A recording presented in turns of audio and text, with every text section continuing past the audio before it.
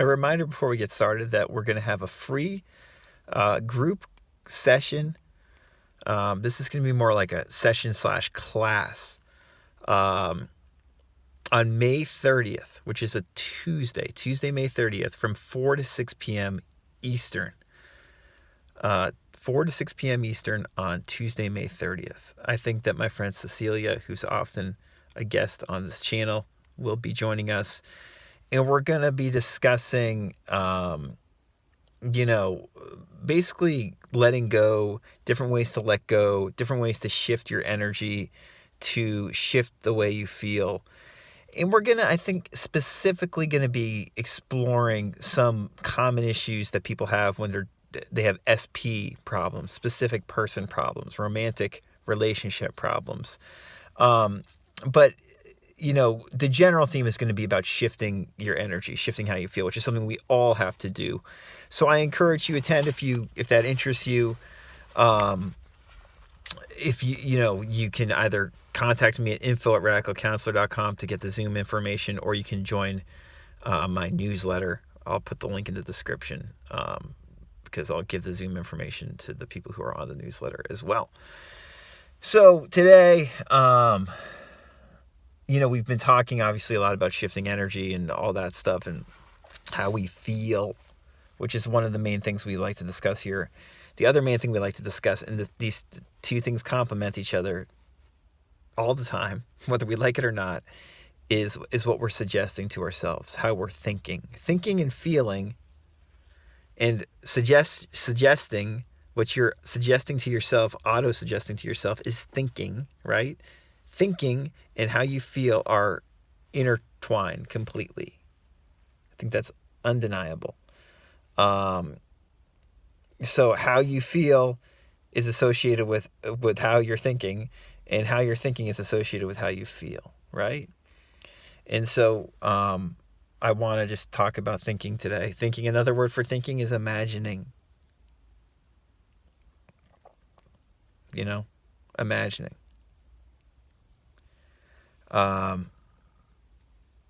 So today I want to read some Coué. This is In Simple Self-Healing, the book I did back in 2017. Just, a good summation of a lot of Coué's points. And the reason I want to read this section today is because, we're talking about pet peeves. Like the other day, one of my pet peeves about a lot of this manifesting stuff in the community, especially like on YouTube and social media, is that people are like, oh, you should be able to manifest whatever you want fast. And I think that's not true. Often stuff that has been bothering us for years, like our health, or our financial situation, or our romantic situation, or our interpersonal situations, our work situation, it takes a while for that stuff to heal. It takes a while for that stuff to externally manifest a lot of the time. And even Coué, who was a better teacher of these principles than anybody I know, would often say, you shouldn't expect something to happen overnight. It's going to take time for it to gradually heal or to change, right? But another thing that bothers me is this idea that, like, I know we're in this modern age where everybody's talking about the quantum field, and we talk about being in a simulation perhaps, and all these different things, glitches in the matrix, all this different weird stuff, right? And the future, who knows what the future holds? Science may reveal to us a lot of the stuff that we're talking about now in a new way that's mind-blowing. I get that. However, the way that people talk about a lot of those concepts, these futuristic concepts and stuff like, the quantum field, the way people discuss that stuff on YouTube and social media, in my opinion, is really stupid. It's not intelligent conversation. I don't think people actually understand a lot of what they're talking about. And so, I'm pretty agnostic about a lot of that stuff because I hear so much nonsense about it. I don't pretend to understand it myself all that well. But what we see is all these people like talking about these ideas and relating them to manifesting. And it's like people forget that these manifesting ideas, these concepts have been around forever, for ages, right? Thousands of years people have been applying this stuff. And a lot of this advice is simply about changing how you think and feel, right? Obviously. If not all of the advice, it's just about changing how you think and feel. So, like, when we hear about new approaches, people try to tie them into, this futuristic stuff, which I get.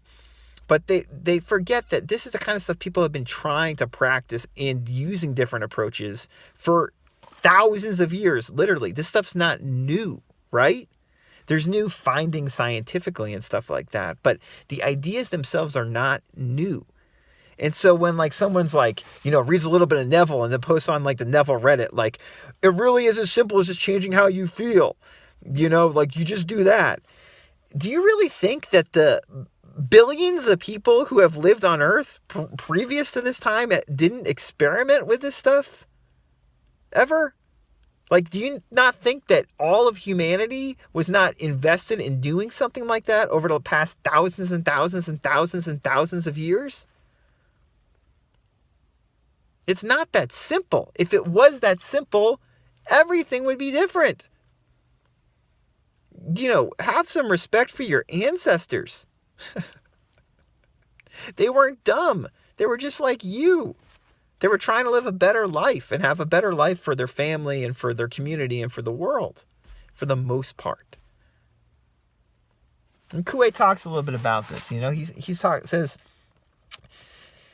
the means employed by healers of all errors has been based upon autosuggestion. That's to say that those methods, whatever they are, words, incantations, gestures, staging, all have been designed to produce in the patient the autosuggestion of recovery. Coué takes it to a very extreme point. He says the human being individually is entirely governed by his own thoughts, for good or bad. In other words, what we suggest to ourselves, what we're thinking to ourselves constantly, habitually, and we accept is what governs our behavior. He says the powerful action of the mind over the body was well known to the great thinkers of the Middle Ages, whose vigorous intelligence embraced the sum of human knowledge. Every idea conceived by the mind, said St. Thomas, is an order which the organism obeys. It can also, he added, engender a disease or cure it. This is St. Thomas. This is not a contemporary of ours. Coué says the effectiveness of autosuggestion couldn't be more plainly stated. Autosuggestion is what you are thinking right now, what you automatically think and accept. It's always happening. Thought after thought after thought after thought after thought. And if you sit back, if you create a little bit of a gap, like we were talking about during that 7-day mental diet series that we did recently, if you create a little bit of a gap, you're probably going to recognize that a lot of your thinking, what you usually are accepting, a lot of your thoughts, and it's just thought after thought after thought, one thought at a time, but they come very quickly, one after another. If you create a little bit of a gap, you do something like a 7-day mental diet to create that gap. There's many other ways to create that gap. You realize that a lot of your thoughts that you're self-suggesting to yourself, that you're auto-suggesting, are highly negative. Far more negative than they need to be. Far more negative probably than everything is good. I'm good right now in this moment. There's so much abundance in this world right now. I'm so grateful for the abundance all around me. If you're suggesting stuff like I just said to yourself like that, very positive, abundant self-talk, self-suggestions, if you're consistently suggesting that kind of thinking to yourselves, I can almost guarantee you that you have a very good external reality. Or if you don't, your reality is going to turn better and better very quickly. That kind of autosuggestion, positive, abundant autosuggestion, is very rare in our culture compared to the negative autosuggestions that we tend to make. And we don't have to know exactly why this is or know at all why this is, as much as just acknowledge it and then work to change it within ourselves, so we don't suggest as negatively to ourselves as we currently do. And a way to do that is just to simply acknowledge and see how much negativity we now have, and not beat ourselves up over it necessarily, but just to give ourselves more space and be like, wow, No wonder I have these issues in my life I'm going through. Look at all this negative self-suggestion I'm giving to myself and accepting each day. Start to see perhaps that all this negative self-suggestion, you can see it without accepting it as much. Again, that's the value of something like a 7-day mental diet. You don't react to it in the same way. You see that and you realize, my God, I really am thinking, imagining far more negatively perhaps than I would like. Or than I usually think if I'm not aware of it. That's so much of this work. It doesn't have anything to do with, the latest developments in the quantum field or whatever. Parallel worlds, parallel realities, whatever. It's just got to do, what am I suggesting to myself? Can I stop suggesting so much bullshit to myself that I accept? Can I let that bullshit suggestion or this train of bullshit suggestions and all these bad feelings associated with these bullshit suggestions, can I sit back and let it pass over me without accepting it so much and learn to just kind of move through it and feel okay while it's happening and suggesting that I'm getting better and improving my life and healing inwardly each day and that my life is getting better and better each day by doing that.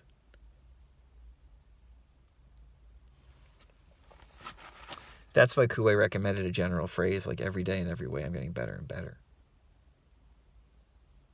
Because he recognized that we have a tendency to suggest negatively. And if we can just start suggesting less negatively and accepting those suggestions less and less, we get better and better. And it's a gradual thing and we can improve.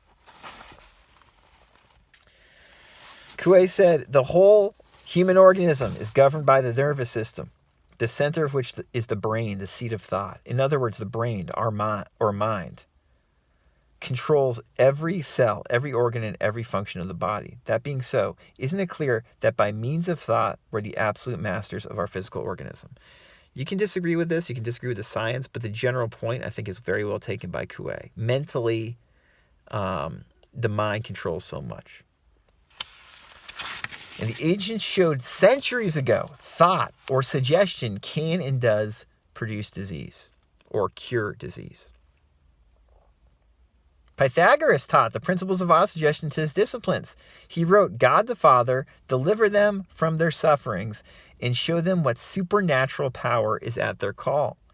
Even more definite is the doctrine of Aristotle, which taught that a vivid imagination compels the body to obey it, for it is a natural principle of movement. Imagination, indeed, governs all the forces of sensibility, while the latter, in its turn, controls the beating of the heart, and through it sets in motion all vital functions. Thus, the entire organism may be rapidly modified.